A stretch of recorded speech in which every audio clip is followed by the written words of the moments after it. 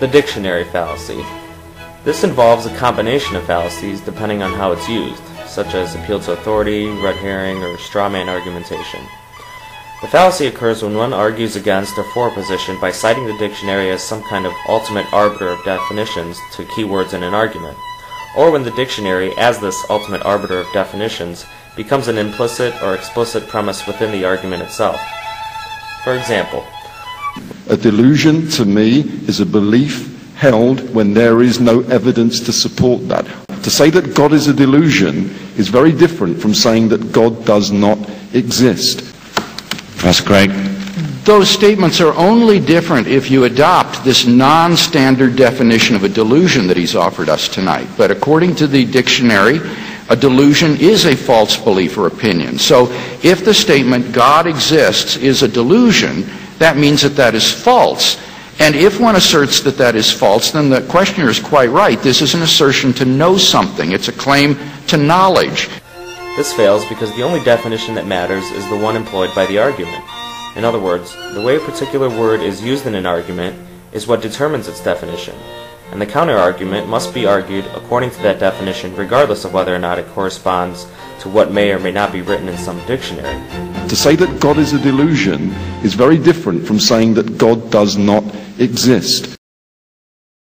But according to the dictionary, a delusion is a false belief or opinion. So if the statement God exists is a delusion, that means that that is false.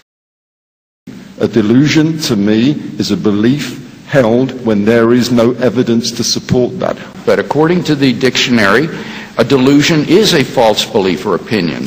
A delusion, to me... But according to the dictionary... But if one wishes to rebut an argument by proposing an alternative definition for certain keywords, they are then rebutting a different argument entirely, since those definitions were key to the original argument. If those keywords change definitions, then so do the premises they supported, and thus so does the conclusion and argument as a whole.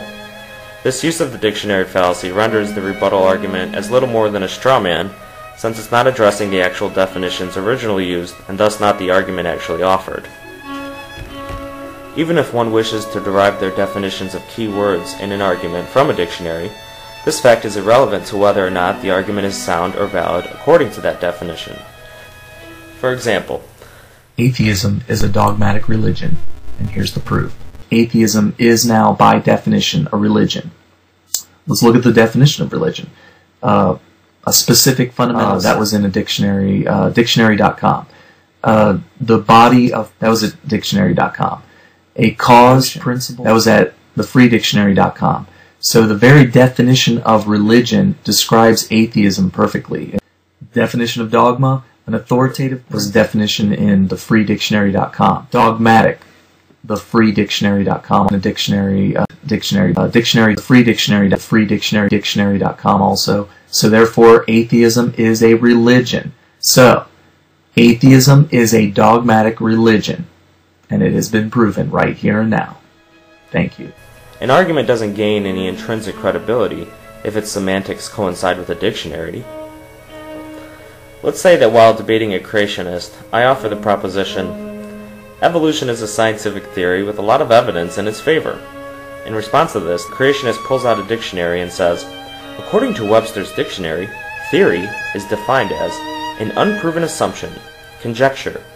Therefore, evolution, since it's a theory, is an assumption and conjecture that hasn't been proved. It is, of course, completely irrelevant what a dictionary says, and this kind of argument fails twofold because such a view of the dictionary is utterly backwards.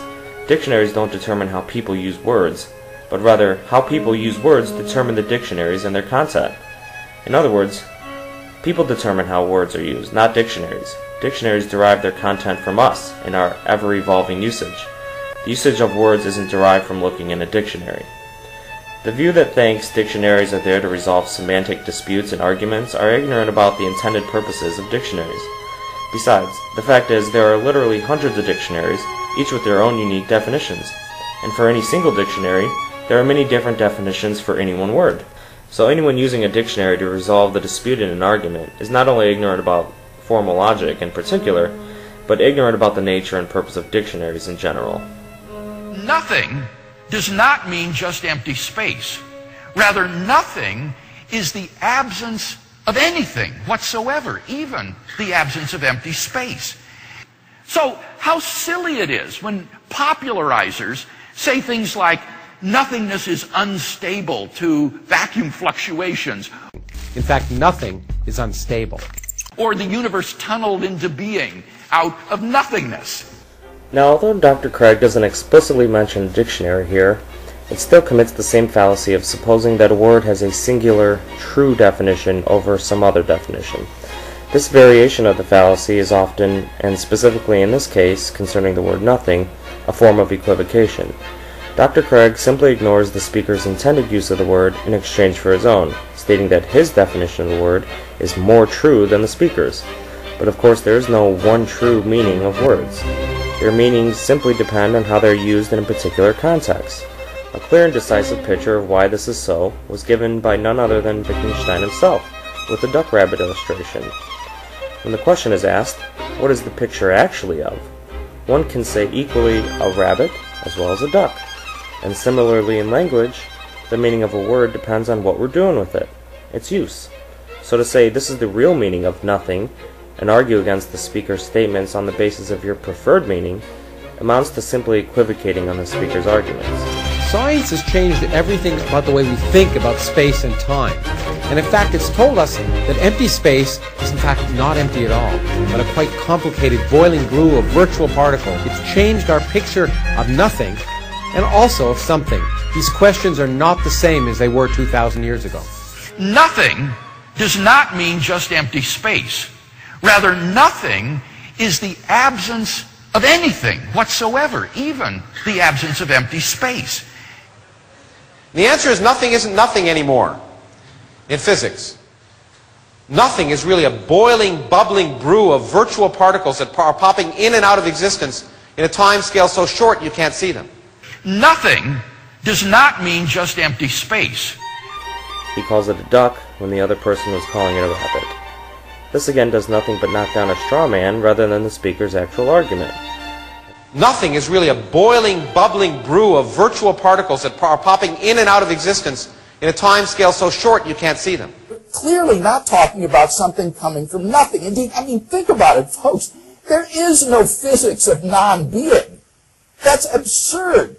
There's only a physics of things that exist, that are real. So it's impossible for physics to explain how being could arise from non-being. There is no physics of non-being.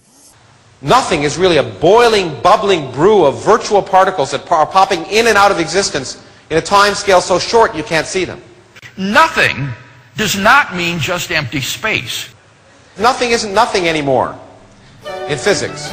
These questions are not the same as they were 2,000 years ago.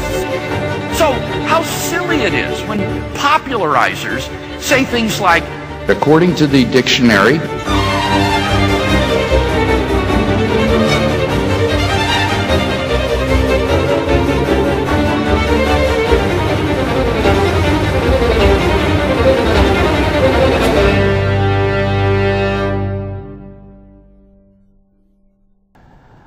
rigorous thinking, and I'm just doing my best to try to counter it in whatever way I can.